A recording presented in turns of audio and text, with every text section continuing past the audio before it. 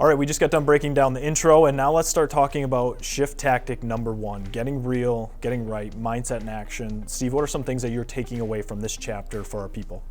Well, anytime there's a shift, the first thing we have to do is confront the confusion that can come, right? We don't exactly know what's going to happen. We don't know how long it's going to be. So we have to get our mind right. We can't control what happens in the market, but we can sure control how we respond to that market. And so there's really 3 types of people that show up at this time.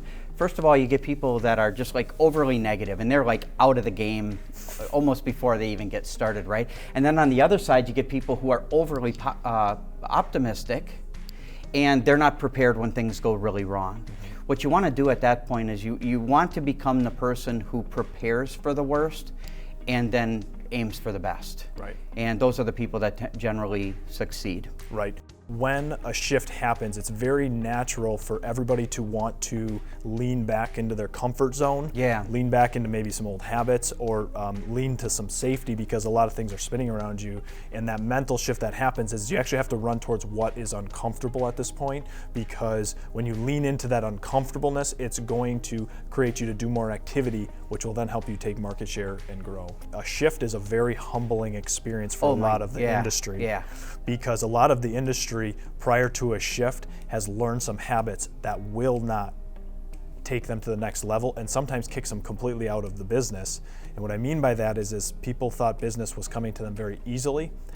When a market shifts, you become very, very humble that it's not going to come to you as easy as it has in the past, and you either need to change at that point and change your actions, or it can kick you completely out of the industry. Yeah, and I think one of the things people don't understand is when things are going really well, we think that what we're doing has brought that to us, and sometimes we're just successful in spite of what we're doing because the market's so darn good, right? And what happens is the shift reveals that to us. Oh my gosh, I need to stop doing that.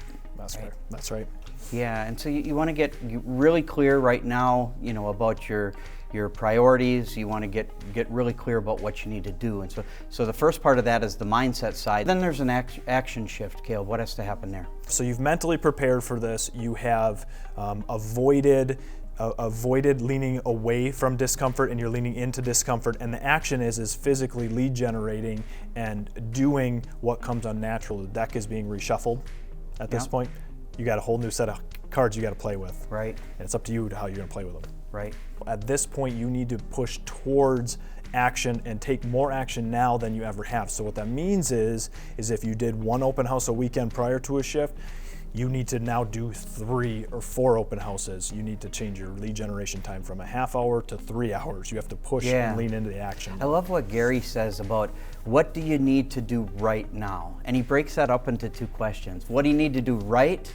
And what do you need to do now, right? Yeah. And just like you said, the things that we must do is we need to take control of our lead gen and our lead conversion. Absolutely. All right, Steve, so let's have 2 takeaways that people should start doing immediately after listening to this segment. Sure. I would say, first of all, check your mindset, right? Become one of the people who is committed to surviving and thriving. That is a decision on your part, and you can do this. The second thing is commit to watching all these videos, buying a copy of this book, and reading it and applying it. Yeah, and I'll add one more thing to that is whatever lead generation you were doing, double it. Right. So as we look forward into the next 11 tactics, it's going to be about taking a look at evaluating what we've been doing, what we did right, maybe what we've done wrong, and then we're going to correct those things that we've done wrong. Absolutely. Yeah.